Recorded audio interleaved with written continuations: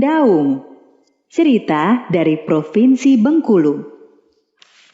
Pada zaman dahulu, pada sebuah puncak gunung yang terletak di wilayah Bengkulu, hiduplah seekor ular raksasa. Oleh masyarakat setempat, ular raksasa tersebut dikenal dengan nama Ular Ndaung. Legenda tentang Ular Ndaung dimulai dari kisah seorang perempuan tua dan 3 orang putrinya.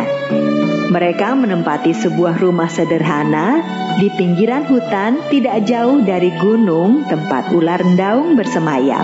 Untuk memenuhi kebutuhan sehari-hari, keluarga tersebut mengandalkan ladang yang ada di belakang rumah mereka. Sayangnya, di keluarga yang miskin itu hanya wanita tua dan putri bungsunya yang rajin bekerja. Putri pertama dan kedua ternyata anak-anak yang pemalas. Suatu hari, wanita tua itu jatuh sakit. Seorang tabib desa dipanggil dan segera memeriksanya. Ibu kalian menderita sakit yang parah. Aku bisa meramu obatnya dari beberapa akar tanaman di hutan.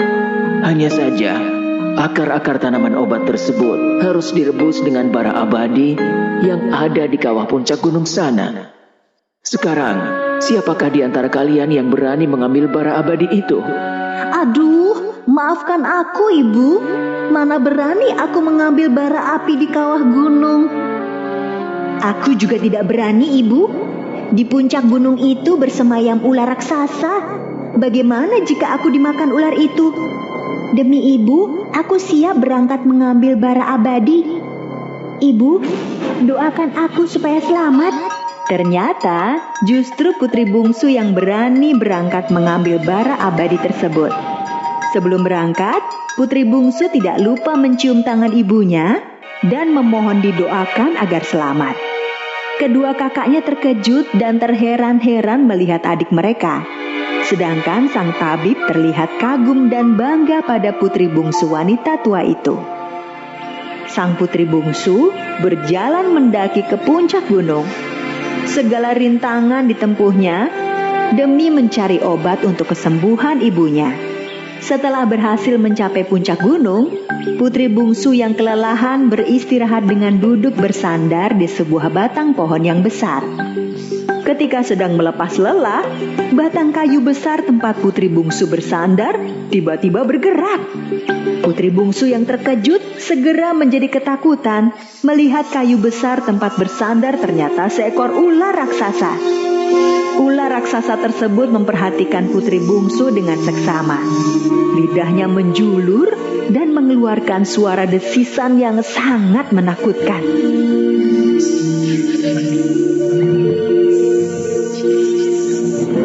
Apakah ular raksasa tersebut marah dan akan memakan putri bungsu? Wah, siapakah engkau dan kenapa ada di puncak gunung ini? Putri bungsu kemudian menceritakan tentang penyakit yang menimpa ibunya. Ular Ndaung merasa sedih mendengar cerita si putri bungsu. Tanpa terasa, Ular Ndaung meneteskan air mata. Putri bungsu merasa terharu melihat Ular Ndaung meneteskan air mata mendengar ceritanya. Tenang saja putri bungsu, aku akan membalikan bara abadi itu. Kan tidak mungkin kamu turun ke bawah sana. Terima kasih, Ular Ndaung. Meskipun ular, tapi ternyata kamu sangat baik hati dan tidak jahat. Ular Ndaung segera turun ke dalam kawah mengambil bara abadi. Sedangkan putri bungsu mengamati dari bibir kawah. Tiba-tiba terdengar ledakan dari dalam kawah. Asap putih menjadi sangat tebal sehingga putri bungsu tidak bisa melihat Ular Ndaung. Ular, apakah kamu baik-baik saja? Berkali-kali putri bungsu memanggil Ular Ndaung, tetapi tidak ada jawaban. Putri bungsu pun menjadi sangat cemas. Ketika putri bungsu dilanda kecemasan, tiba-tiba terlihat ular daung merayap dari bawah kawah, menembus asap putih yang tebal. Tubuh ular daung penuh dengan keringat. Syukurlah engkau selamat, ular daung. Aku sangat mengkhawatirkanmu. Kalau cuma masuk ke dalam kawah itu perkara kecil. Saya gitu loh. Tetapi bagaimana dengan bara abadinya? Apakah engkau berhasil membawanya? Ini dia. Wah, kamu hebat. Kalau begitu, bolehkah aku membawanya? Aku ingin sekali ibuku cepat sembuh. Setelah aku memberikan bara abadi ini, maukah engkau kembali ke sini? Kenapa aku harus kembali ke sini? Aku ingin menikah denganmu. Bagaimana ya? Aku bingung harus menjawab apa. Baiklah, mana mungkin ular menyeramkan sepertiku menikah dengan gadis cantik sepertimu. Terimalah bara abadi ini. Semoga ibumu cepat sembuh. Ular, aku akan segera pulang untuk mengobati ibuku. Setelah ibuku sembuh, aku akan segera kembali ke sini. Wah, benarkah? Terima kasih, Putri. Aku sangat bahagia. Sesampainya di rumah, kakak-kakaknya terkejut melihat putri bungsu selamat. Mereka bertanya macam-macam, tetapi putri bungsu segera memanggil tabib untuk membuat ramuan obatnya. Setelah ramuan siap, wanita tua tersebut langsung meminumnya. Sungguh mujarab ramuan tersebut. Wanita tua itu langsung sehat seketika. Sungguh luar biasa. Tuhan menurunkan penyakit sekaligus obatnya. Meskipun kita butuh perjuangan untuk mendapatkan obat tersebut. Terima kasih putriku. Engkau telah mempertaruhkan keselamatanmu sendiri demi mendapatkan obat untuk ibumu. Bungsu, ceritakanlah, bagaimana kamu bisa selamat dari ular daung itu? Putri bungsu menceritakan semua kejadian yang dialaminya selama di puncak gunung bersama ular daung. Ibunya dan tabib merasa takjub dan bangga dengan keberanian putri bungsu. Jadi, setelah ini kamu akan kembali ke gunung dan menikah dengan ular daung? Mana mungkin manusia menikah dengan ular? Sudahlah, yang terpenting adik kalian sudah berhasil mendapatkan bara abadi tersebut. Dan sekarang dia harus memenuhi janjinya kepada ular daung. Putri bungsu pun kembali ke puncak gunung dan menemui ular daung. Malam harinya, putri bungsu sangat terkejut melihat keanehan yang terjadi pada ular daung.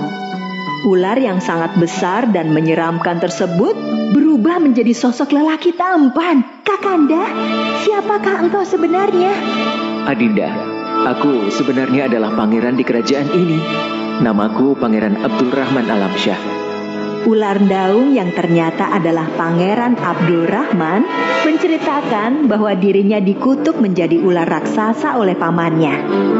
Sang paman sangat menginginkan menjadi raja sehingga harus menyingkirkan Pangeran Abdul Rahman Alamsyah yang merupakan putra mahkota. Jika malam hari, aku memang kembali ke wujud asli sebagai manusia. Tetapi jika pagi tiba, aku akan berubah lagi menjadi ular raksasa. Aku akan menikahi Adinda jika sihir ini sudah benar-benar musnah. Keesokan harinya, wanita tua dan kedua anak perempuannya pergi ke puncak gunung untuk melihat kabar putri bungsunya. Karena berjalan pelan, mereka baru sampai ke puncak gunung setelah malam tiba. Sesampainya di puncak gunung, mereka terkejut melihat si putri bungsu bersama seorang lelaki tampan, bukan dengan seekor ular. Putriku, siapakah lelaki yang bersamamu? Putri bungsu menceritakan tentang siapa sebenarnya ular daung yang selama ini ditakuti oleh warga di sekitar gunung tersebut. Syukurlah putriku, ini anugerah dari Yang Maha Kuasa. karena selama ini engkau sangat berbakti kepada ibu. Ketika malam telah larut, kedua kakak putri bungsu yang merasa iri ternyata merencanakan sesuatu.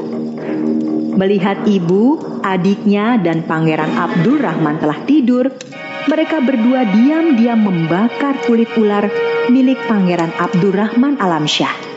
Mereka mencoba memfitnah adiknya dengan meletakkan abu bekas kulit ular tersebut di dekat si putri bungsu.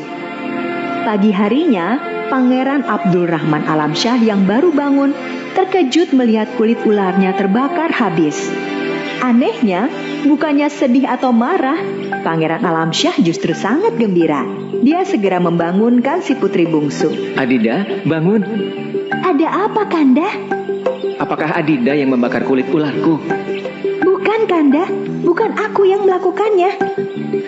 Syukurlah, jika ada orang yang dengan rela membakar kulit ularku, maka aku benar-benar telah terbebas dari sihir itu.